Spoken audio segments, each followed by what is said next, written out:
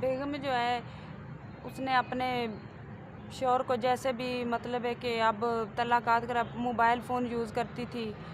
दूसरे नंबर पे वो अब एक ही जगह पे दोनों रहते थे और दिन में पता नहीं कितनी बार मिलते थे। हमारा भाई जो था बाहर काम इधर करा उधर किया, मतलब है कि वो इधर उधर घूमता रहता था, तो वो डेरे पे मौजूद रहता था। यानी कि जहाँ पर आपका भाई और आपकी भाभी रहते थे, उस डेरे पे जी काम करते थे, जी उसी डेरे पे रहने वाले एक लड़के के साथ आपकी भाभी जी के गलत मामलात हो गए। मौजूद थे दोनों उधर। वहीं पे मौजूद थे वो। आप लोगों को शक हो गया था थोड़ा सा? जी जी तो आपने भाई को बताया आपने, या उसको पता था पहले से? नहीं उसे खुद ही पता चला है। तो वो अच्छा। उसे डरा धमका के कहता था कि आप ये करें कि ये चीज़ें छोड़ दें, मैं सारी चीज़ों को समझ रहा हूँ, छोटे छोटे बच्चे हैं तो मैं इतना आपके साथ करता हूँ, आप ये ना चीज़ें छोड़ दें।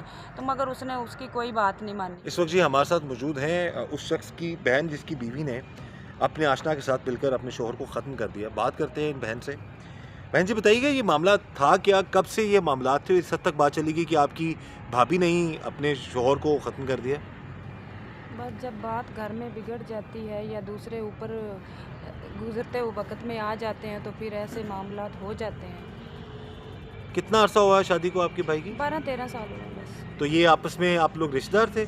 जी रिश्तेदार थे। खाला की बेटी कज़न थी, फूफू की बेटी थी, खाला की बेटी खाला थी? की बेटी थी। खाला की बेटी थी। जी तो पहले से इसके किरदार में कुछ मसले मसाइल थे या बाद नहीं में? पसंद की शादी थी, पहले तो ऐसा कुछ भी नहीं था। तो बाद में ये ताल्लुकात अब 12-13 साल हो चुके हैं पहले, और अब एक आधा साल हुआ है ये थोड़ा सा एक साल से मसला मामलात खराब हाँ हुए जी हैं। ऐसे ही है। तो कहाँ पे मामलात खराब हुए, किस तरीके से हुए, क्या मसला शुरू किधर से हुआ था? सर मसला किधर से शुरू होना था, जो कोई कुछ करने वाला हो वो बता के नहीं, तो नहीं आपके ना भाई की करता। बता रहा हूँ ना, कि आपके भाई कहाँ पर चले गए थे, कि शिफ्ट हुए थे कहीं? शिफ्ट कहीं भी नहीं हुए थे, उधर ही रहने वाले थे। डेरे पे गए थे किसी के? हाँ जी वो डेरे पहले घर मुरम्मत करने वाला था तो डेरे पे गए थे, उसी डेरे पे जो हुआ है उस डेरे पे ही हुआ है। डेरे पे ले गए थे। वो जो शख्स है हाँ वो जी कौन था? वो अब मुझे इतना नहीं पता कि वो है कौन, वैसे नाम उसका नहीं, है उसी डेरे पे दिलावर। काम करता था वो? हाँ जी उसी डेरे पे ड्राइवर था। अच्छा। तो बेगम जो है उसने अपने शौहर को जैसे भी मतलब है कि अब तलाक़ात कर अब मोबाइल फ़ोन यूज़ करती थी। दूसरे नंबर पे वो अब एक ही जगह पे दोनों रहते थे और दिन में पता नहीं कितनी बार मिलते थे। हमारा भाई जो था बाहर काम इधर करा उधर किया, मतलब है कि वो इधर उधर घूमता रहता था, तो वो डेरे पे मौजूद रहता था। यानी कि जहाँ पर आपका भाई और आपकी भाभी रहते थे, उस डेरे जी पे काम करते थे, जी उसी डेरे पे रहने वाले एक लड़के के साथ आपकी भाभी जी के गलत मामलात हो गए। मौजूद थे दोनों उधर। वहीं पे मौजूद थे वो। आप लोगों को शक हो गया था थोड़ा सा? जी जी तो आपने भाई को बताया आपने, या उसको पता था पहले से? नहीं उसे खुद ही पता चला है। तो वो अच्छा। उसे डरा धमका के कहता था कि आप ये करें कि ये चीज़ें छोड़ दें, मैं सारी चीज़ों को समझ रहा हूँ, छोटे छोटे बच्चे हैं तो मैं इतना आपके साथ करता हूँ, आप ये ना चीज़ें छोड़ दें।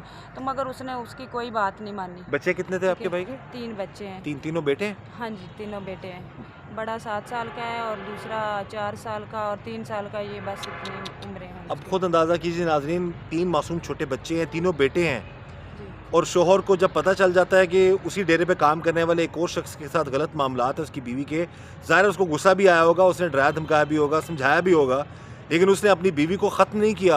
बिल्कुल। अपने बच्चों की मजबूरी के लिए कि बच्चे छोटे छोटे हैं, उस शख्स को भी समझाया, लेकिन वो लोग बाज नहीं आए। अच्छा, उसी डेरे पे ही फिर वो मिला करते थे वो लोग, जी और शोहर को आपके भाई को शक हुआ तो उसने समझाया भी। जी तो उसके बाद फिर इसका क्या रद्द अमल था आपकी भाभी का? अब वो देखें कि अगर वो साइड पे मिलते रहते हैं, अब थोड़ा बहुत शक होता था उन्हें तो वो डराता धमकाता था, मारता भी होगा। अब ये तो नहीं हम कह सकते कि अब जो शक हो रहा है किसी और पे तो वो मारता भी है, फिर तो जो भी उसने किया है, मगर मारा उसे नहीं है, जान से नहीं मारा।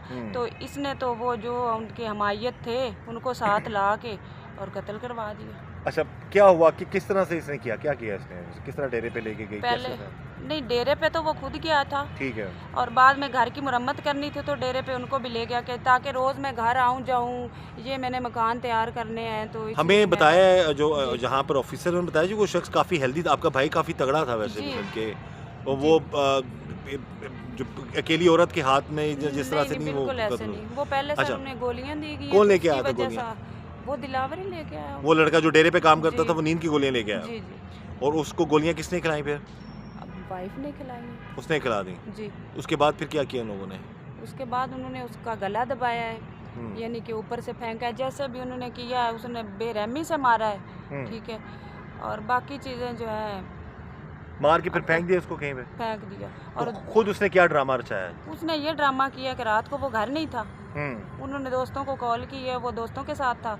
तो अब बाकी जो है ना, बाकी सब ने शक हो गया था सबको कि ये खुद ही, वो अंदर से निकली नहीं, ऊपर जाके बैठ जाती थी, इधर उधर फिरती चलती रही है, हम लोग ऊपर लाश के बैठे रहे हैं, वो अपने सबूत छुपाती रही, इधर गया उधर गया बस। अच्छा, कहा क्या था उसने जी कि इसको को बंद करके कमरे हाँ में? जी, खुद ही कह रही थी, खुद बंद करके गए हैं दोस्तों के साथ। अच्छा, तो वो अंदर थी? तो वो बेचारा पहले से ही सोया हुआ था, ना ही वो कहीं बाहर गया है, ना ही वो दोस्तों के साथ गया है।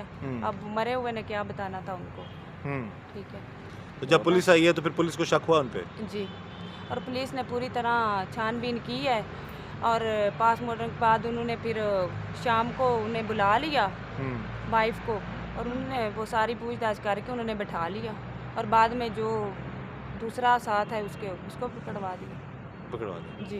अच्छा नाज़रीन, अब ये सारा मामला है जी, बता दिया है जी। उस शख्स की बहन है जो अब दुनिया में नहीं है बेचारा, मासूम छोटे छोटे 3 बच्चे हैं, उस शख्स के दादी के पास रहते हैं। आप लोग सब अलग रहते थे? अलग थे, वो अलग रहता था जी। अब ये बड़ी बहन है उसकी, अब ज़ाहिर है कि एक कर्ब से एक अजीज़ से गुजर रही हैं, ये भी इनके घर वाले भी। जी। और लेकिन अच्छा, हमें पता लगा वो सूरत ने सारा मामला करके खुद ही मुदैया बनने की कोशिश की है। जी, बन गई थी। अच्छा, मुदैया बन गई थी? जी। और उसको जो शख्स है जिसने ख़त्म किया आशना को, उसको गवाह बना लिया था उसने? हाँ जी। अब ये देखें नाज़रीन, उसको जिसके साथ मिलकर कत्ल किया उसको गवाह बना लिया, खुद जो मुदैया बन गई, और ये केस बिल्कुल पता ही नहीं चलना था किसी को। लेकिन है कि बर वक्त कार्रवाई की DPO फैसल गुलजार साहब के अहकामात पर SHO राना आमिर ने, और उनके जो इन्वेस्टिगेशन इंचार्ज हैं रियासत साहब ने, और उनको असल कातिल जो है उसका पता चल गया कि बीवी ही जो है उसने ही अपने शोहर को ख़त्म किया। बहरहाल अब मामलात ये हैं कि वो लोग गिरफ़्तार हैं, हम यही दुआ करेंगे और ये गुजारिश भी करेंगे उनको कानून के मुताबिक सज़ा मिले, ताकि इस बहन को, उस शख्स की बुज़ुर्ग माँ को, उसके घर वालों को इंसाफ मिल सके, और जो जुल्म किया है उस औरत ने उसको उसका जो है खुमियाजा जो है डेफिनेटली भुगतना चाहिए। इस दुआ के साथ कि अल्लाह ताला हम सब पर रहम करम और फजल फरमाए, अल्लाह ताला हमें हर तरह और हर किसी की शर से बचाए। मुझे इजाज़त दीजिएगा। अल्लाह हाफ़िज़।